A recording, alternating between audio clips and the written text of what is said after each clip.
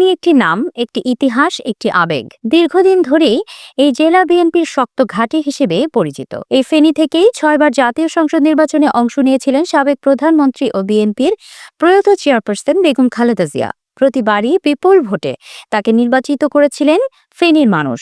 একসময় ফেনীতে একটি স্লোগান ছিল, ফেনীর মেয়ে খালেদা, গর্ব মোদের আলাদা। পৈতৃক ভিটা হিসেবে ফেনীর মানুষের হৃদয়ে তার অবস্থান ছিল আলাদা। সেই ফেনীতেই প্রায় ২ দশক পর দলের চেয়ারম্যান হিসেবে আসছেন তারেক রহমান। ২০০৬ সালের পর এই প্রথম নানার বাড়িতে নাতির আগমন। এই সফর ঘিরে ফেনী শহর থেকে শুরু করে প্রত্যন্ত গ্রাম সবখানেই উৎসবের আমেজ। আগামী ২৫শে জানুয়ারি ফেনী পাইলট হাই স্কুল মাঠে অনুষ্ঠিত হবে তারেক রহমানের সমাবেশ। নেতাকর্মীরা বলছেন, এটি শুধুই একটি রাজনৈতিক সফর নয়, এটি ফেনী বিএনপির জন্য একটি ঐতিহাসিক মুহূর্ত।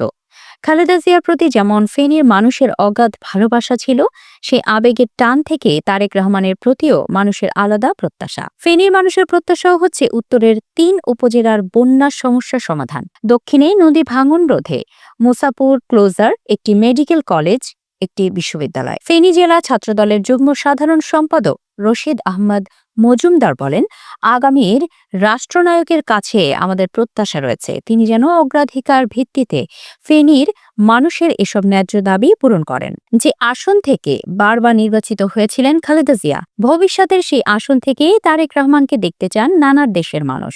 দলের প্রয়াত চেয়ারপারসন খালেদা জিয়ার আসনের প্রার্থী মুন্সি রফিকুল আলম বলেন, জনস্রোত ও মানুষের ভালোবাসায় সিক্ত হবেন তারেক রহমান।